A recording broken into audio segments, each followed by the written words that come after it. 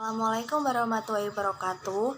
Kami dari kelompok 5 yang beranggotakan Zifro Nabila Maulida NIM 2119124, Alfiani Rizky NIM 2119127, Nur Indah Laili NIM 2119140, dan saya sendiri Rizky Nazlatul Ainiyah NIM 2119141 akan memaparkan materi yang berjudul hadis-hadis tentang pendidik sebagai panutan peserta didik dan hadis-hadis tentang pendidik sebagai problem solving peserta didik. Assalamualaikum warahmatullahi wabarakatuh. Perkenalkan, nama saya Zifro Nabila Maulida NIM 2119124. Akan memaparkan poin A, guru sebagai panutan bagi peserta didik. Yang pertama, pengertian. Guru dalam KBBI adalah seseorang yang profesinya atau pekerjaannya itu mengajar. Sedangkan panutan bisa juga dikatakan sebagai teladan. Keteladanan dalam KBBI adalah suatu perbuatan baik yang patut ditiru oleh orang lain. Kemudian yang kedua, hadis tentang pendidik sebagai panutan. Salah satunya itu hadis Nabi Muhammad SAW yang artinya dari Abu Hurairah RA berkata, Rasulullah bersabda, sesungguhnya aku diutus ke muka bumi adalah untuk menyempurnakan akhlak yang baik. Hadis riwayat Ahmad Bukhari. Kemudian yang ketiga, aspek-aspek keteladanan guru, yaitu yang pertama, keteladanan berbuat jujur. Kedua, menanamkan keteladanan bersikap disiplin. Ketiga, keteladanan akhlak mulia. Keempat, keteladanan menunjukkan kecerdasan. Kelima, keteladanan menunjukkan sikap mandiri dan bekerja keras. Lalu yang keempat, ada sifat-sifat keteladanan guru. Menurut Al-Abrashi, ada beberapa sifat-sifat keteladanan guru. Di makalah sudah ada ya. Kemudian yang terakhir itu ada bentuk dari metode keteladanan, yaitu satu, pengaruh yang disengaja. Contohnya, pendidik memberi contoh kepada muridnya agar menirunya seperti sholat, berdoa yang baik, dan lain-lain. Yang kedua yaitu pengaruh yang tidak disengaja. Contohnya yaitu dalam melakukan kehidupan sehari-hari, guru melakukan suatu perbuatan yang baik dan tidak disengaja ditiru oleh peserta didiknya. Itu saja dari saya. Apabila ada kekurangan dalam menjelaskan, mohon maaf. Wassalamualaikum warahmatullahi wabarakatuh. Assalamualaikum warahmatullahi wabarakatuh. Perkenalkan, nama saya Alfiani Rizky dengan NIM 2119127. Saya akan membacakan materi tentang problem solving.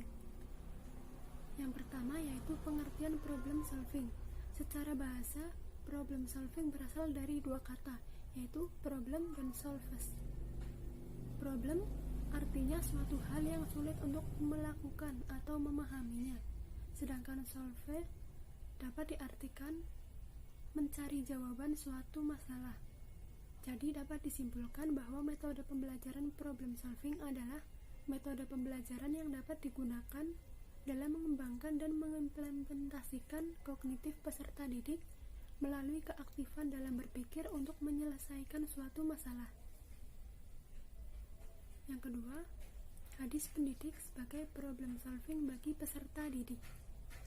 Dalam Islam, tugas guru dipandang sebagai sesuatu yang sangat mulia karena seorang guru dapat atau merupakan pendidik dan penanggung jawab moral anak didiknya. Yang perlu diperhatikan oleh pendidik yaitu pemahaman dalam metode pengajaran yang diterapkan. Salah satu contoh hadisnya yaitu sebagai berikut, yang artinya Aisyah meriwayatkan bahwa Rasulullah SAW bersabda kepada Aisyah, sesungguhnya Allah tidak mengutusku sebagai orang yang menyusahkan dan merendahkan orang lain. Akan tetapi Allah mengutusku sebagai seorang pengajar dan pemberi kemudahan. Dari uraian hadis di atas, Nabi SAW sangat memperhatikan sekali keadaan umatnya. Tidak sekalipun beliau menyusahkan, karena beliau diutus sebagai seorang pengajar dan pemberi kemudahan terhadap orang-orang yang beriman dan juga orang-orang yang belum beriman, agar dilunakkan hatinya supaya masuk Islam. Begitu pula waktu beliau mengajarkan sesuatu, beliau melihat kondisi dari seseorang yang akan diajarkannya. Misalnya, waktu ketika datang seorang menghadap Rasul, apakah amalan yang paling baik? Rasul menjawab, bersedekah merupakan amalan yang baik. Bagi seorang pendidik, sewaktu akan menyampaikan bahan ajar terhadap anak didiknya, terlebih dahulu, pendidik harus mengetahui keadaan anak didiknya, baik dari segi fisik maupun psikis, agar pelajaran yang disampaikan itu bisa dicernanya dengan semaksimal mungkin. Selanjutnya yaitu langkah-langkah guru menggunakan problem solving.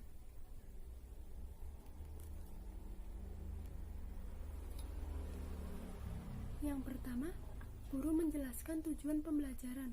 Yang kedua, guru memberikan permasalahan yang perlu dicari solusinya. Yang ketiga, guru menjelaskan prosedur pemecahan masalah yang benar. Yang keempat, peserta didik mencari literatur yang mendukung untuk menyelesaikan permasalahan yang diberikan guru.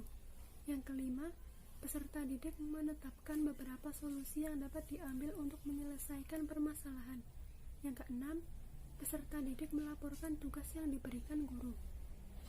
Sekian dari saya. Wassalamualaikum warahmatullahi wabarakatuh. Assalamualaikum warahmatullahi wabarakatuh. Perkenalkan, nama saya Nur Indah Laili, NIM 2119140 dari kelompok 5, kelas Hadis Tarbawi C. Pada kesempatan kali ini, saya akan membacakan materi mengenai kualifikasi salah satu hadis tentang pendidik sebagai panuntun dan juga akan membacakan kesimpulan pada makalah kelompok kami. Dari segi penjelasan redaksi, pertama, hadis dengan redaksi Sholih al-Akhlaq. Hadis dari Abu Hurairah radhiyallahu anhu, ia berkata, Rasulullah shallallahu alaihi wasallam bersabda, sesungguhnya aku diutus hanya untuk menyempurnakan akhlak. Hadis riwayat Ahmad dalam musnadnya nomor 8952. Mengomentari hadis dari Imam Ahmad di atas, Imam Al-Haytami menjelaskan, Imam Ahmad meriwayatkannya dan para perawinya adalah para perawi sahih. Kedua, hadis dengan redaksi Makarim al-Akhlaq. Hadis dari Abu Hurairah radhiyallahu anhu, ia berkata, Rasulullah shallallahu alaihi wasallam bersabda, sesungguhnya aku diutus hanya untuk menyempurnakan kesolihan akhlak. Hadis riwayat Al-Baihaqi dalam Al-Sunan Al-Kubra nomor 2782. Al-Hafiz Ibnu Abdul Bar Al-Andalusi sebagaimana dinukilkan oleh Al-Zurkhani mengatakan, dan ini adalah hadis sahih mutasil dari banyak jalurnya, sahih dari Abi Hurairah dan selainnya. Setelah menukilkan perkataan Ibnu Abdul Bar, Al-Sakhawi merinci bahwa di antaranya apa yang dikeluarkan oleh Ahmad dalam musnadnya dan Al-Kharaiti di awal kitab Al-Makarimnya, dari hadis Muhammad bin Ajlan, dari Al-Qaqa bin Hakim, dari Abi Sholih, dari Abu Hurairah radhiyallahu anhu secara marfu dengan lafadz Sholih al-Akhlaq, dan para perawinya adalah perawi sahih. Yang kedua, dari segi penjelasan mufradat. Pertama, makna sholih dan makarim.